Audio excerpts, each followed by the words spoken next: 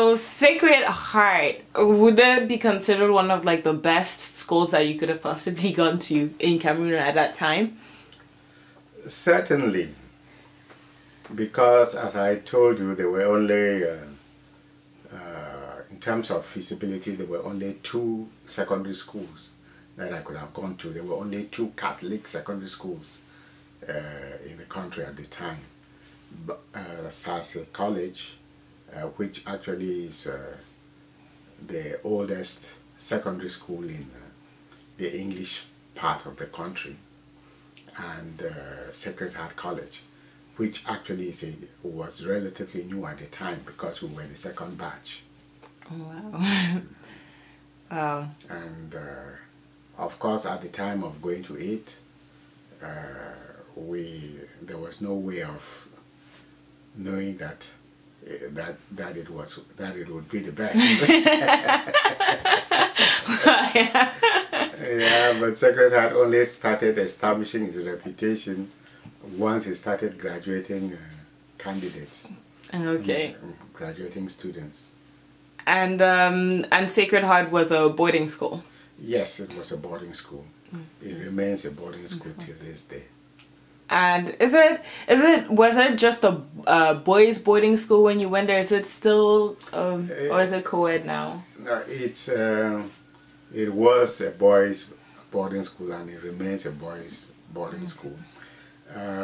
However, the Catholic Church established a sister school. Our Lady of Lourdes, right? Yes, Our Lady of Lourdes, a few years after, which is mainly inside Bamenda town and about 5 kilometers from Sacred Heart. Okay. What was your favorite class in school? in secondary school? Oh, in secondary school I was a scientist, so my favorite class was mathematics. So that was like my worst class. I did well in secondary school until IB in math. I should have done math studies, but yeah. Okay, so you went to Sacred Heart. You studied for what examination did you do? What examination system was it? O levels, and then yeah, was that in place at that time? Yes, at that time. Actually, before 1960, when Cameroon became independent, or when West Cameroon became separated from Nigeria. Before that time, the secondary school examination that they used to take was the West African Secondary School examination. Oh, a WAEC? Yes. Oh, that's so strange, right? Yeah, but after independence, Cameroon, the schools resorted to taking the London GCE, the London General Certificate of Education. So that's the exam that we took. Okay. Which was set and graded in London. How many years did you spend in Sacred Heart? Physically, we spent 4.5 years in Sacred Heart. But normally, the secondary school is it's a 5-year program. But the reason why we spent 4.5 is that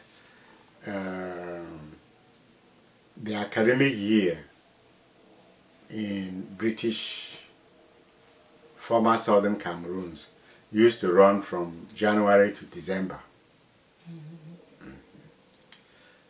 But sometime when we were in secondary school, they changed to have it run from September to June. Oh, okay, so you guys like got a free 6 months Yeah. push. Yeah, so we got a free 6. So for that reason, for those who were in secondary school at the time, the year then was abridged. I mean, the time spent in school was then abridged from 5 to 4.5. Okay. But normally it's a 5-year program. Okay. And how old were you when you left Sacred Heart? When I left Sacred Heart, I was 18. Okay. And with plans of going to university? Oh yes, no, certainly I had plans to of going to university. When we were in secondary school, we were determined to go to university, so we studied hard for that purpose. All right then. And so, so did you start university in Cameroon? No, I did not. I did not go to university in Cameroon. In fact, after the O levels in Cameroon generally, all the students from all the schools, secondary schools, went to CAST. There was only one school where A levels could be done, CAST Bambili, and so everybody converged there to do the A levels. Okay, and what did you study? Let me guess. Physics, mathematics, and chemistry. Oh wow. And I'm assuming you got all A's in those ones. It's a long story. I did not finish. I did not stay in Bambili for 2 years. Oh wow. The reason being that after 2 terms or after 1 term, I was admitted to university. So in the Congo, there is a Catholic university in the Congo, and I left CAST to go there, but eventually I didn't go. Oh, what happened? No, I was unable to get a passport. What year was that? That was in 67. 1967. Oh wow. Why couldn't you get a passport? The authorities did not give me a passport. They just, I never thought of them being able to decline someone a passport. Well, what was the presidential climate at that time? No, the problem was that Lovenium, which is a Catholic university, actually gave 10 scholarships to Cameroonians, 5 to graduates of Sase College and 5 to graduates of Sacred Heart College. And the guys from Sase, all of who were in Boya, applied for their passports, and they gave them their passports, so they went. But when those of us from Sacred Heart came, it was the beginning of politics. Oh, wow. They said that if Lovenium had scholarships, they should give them to the government so that the government would choose who they should be given to. And so they didn't give... they didn't give you a passport. So I stayed out, where by the time that we knew that we would not be given the passports to go, it was already too late to go back to school. To school, since we were science students, and there are laboratories and things that you need to do to qualify to take the A levels.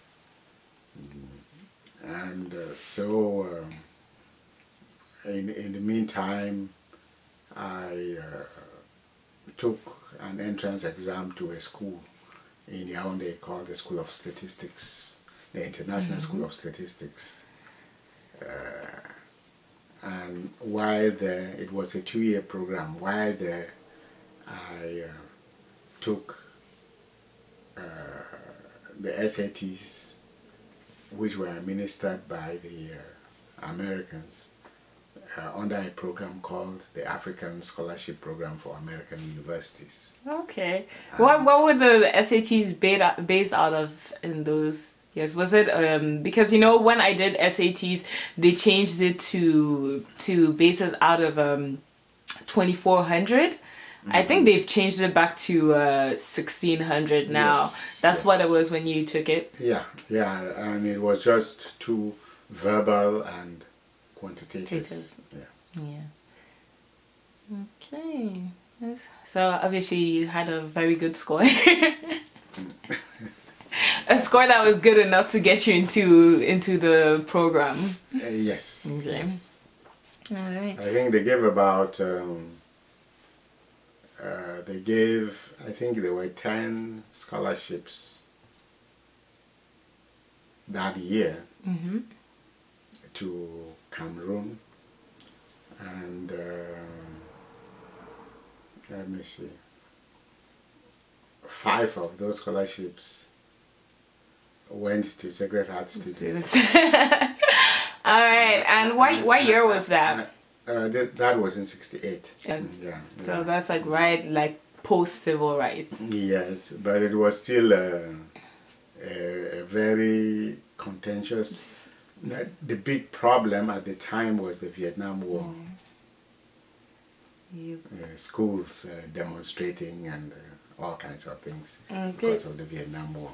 And how many schools were involved in this African scholarship? How many universities per se were involved? No, I think it was.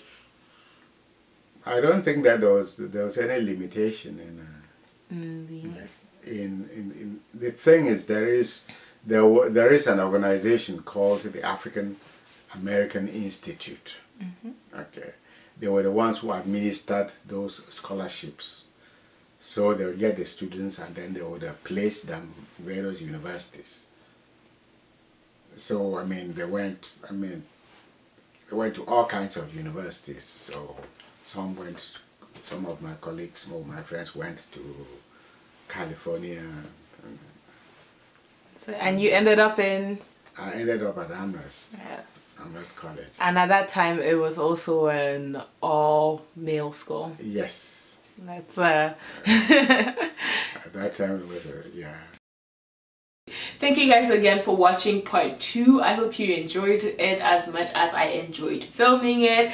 So there were a couple of things that really got my mind thinking in this part, and the first thing was the solidarity on the African continent at that time, because my dad mentioned getting a scholarship to getting a scholarship and the opportunity to study in Congo. If you guys remember in the video, my dad mentioned that it was in 1968, I believe, or 67, that he got that scholarship and that opportunity. And you know, between the mid to late 50s and the mid to late 60s, there was a revolution in Africa and really around the world with a lot of African countries demanding independence. With regards to the US, there was the civil rights, so the political atmosphere was very different, and it was a lot about unity. So for him to have that opportunity, although it didn't work out, it just gives us like a taste of how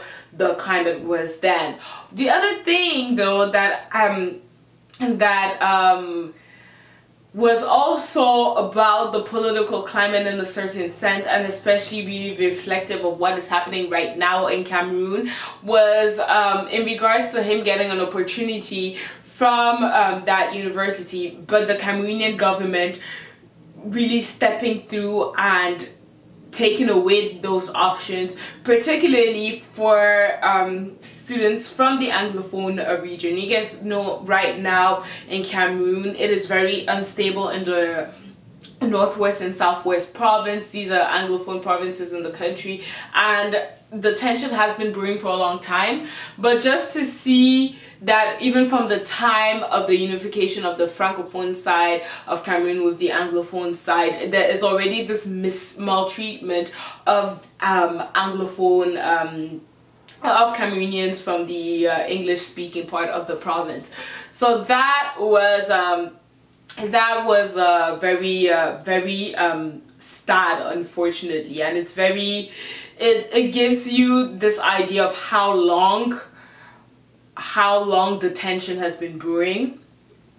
And yeah, if you guys want to do more research on what's going on in Cameroon right now, I have put in a couple of links in the description box, so you guys can feel free to go there and see. Also do your own research, as I always say, so that you can all stay informed. Anyway, thank you guys again for watching, and I'll see you guys in the next video.